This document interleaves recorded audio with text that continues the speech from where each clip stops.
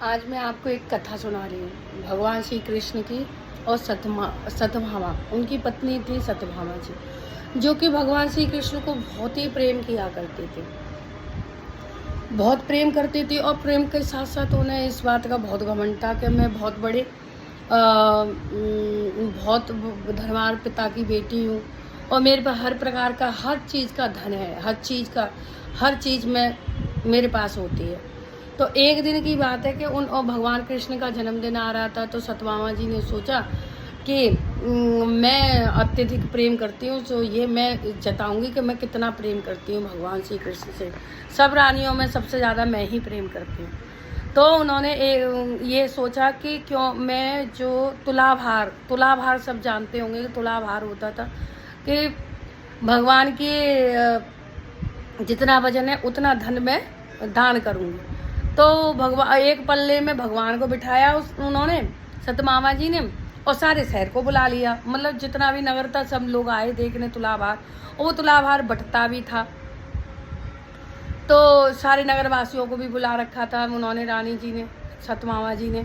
तो उन्होंने बुला रखा था, सो उन्होंने ये किया कि तुलाभार किया। तो भगवान एक पल्ले में बैठ गए और भगवान श्री कृष्ण एक पल्ले में बैठ के, तो सत्यभामा जी ने जितना भी धन था वो सब है, वो पल्ला हिल ही नहीं रहा था, मतलब जरा भी नहीं हिल रहा था।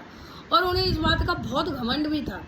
एक तो वो ये कहती थी कि मैं बहुत प्रेम करती हूँ, सब रानियों से ज़्यादा मैं प्रेम करती हूँ भगवान श्री कृष्ण को। दूसरा उन्हें अभिमान इस बात का भी था कि मैं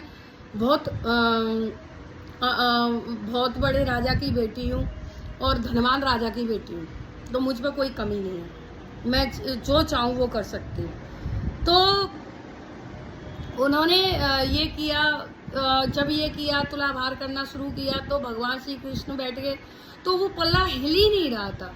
उन्होंने सारा धन, जितना भी धन था, जेवर था, जो भी था उनके पास, उन्होंने सब उसमें पल्ले में रख दिया। पल्ला कहीं नहीं हिला।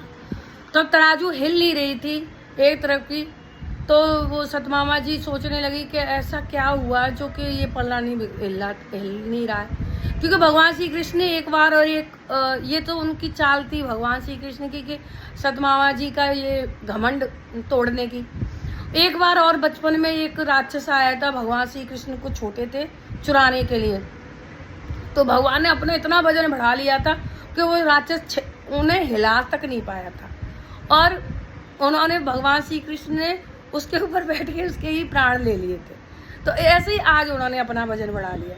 वजन बढ़ाने से सब आभूषण, जितना भी धन था उनके पास, सब कर दिया।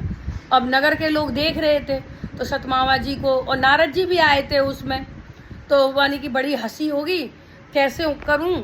तो वो सीधी रुक्मिणी जी के पास गई, रुक्मिणी जी से बोली कि हे रुक्मिणी जी बहन, ये क्या करूं मैं, स्वामी तो हिल भी नहीं रहे हैं उसमें, और मैंने सारा धन लगा दिया।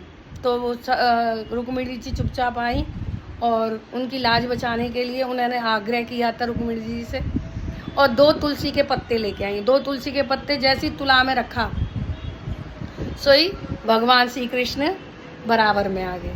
तो ये है हमारे भगवान श्री कृष्ण, ऐसे हैं कि अगर कोई घमंड करे तो सबका घमंड चूर करते हैं, चाहे उनकी रानी हो, चाहे उनके पुत्र हो, चाहे हम लोग हो। तो हमें घमंड कभी करना नहीं चाहिए कि हम पर ये चीज़ है, वो चीज़ है, किसी चीज़ का घमंड नहीं करना चाहिए। जय जय श्री राधे श्याम। बोलो वहाँ के बिहारी लाल की जय।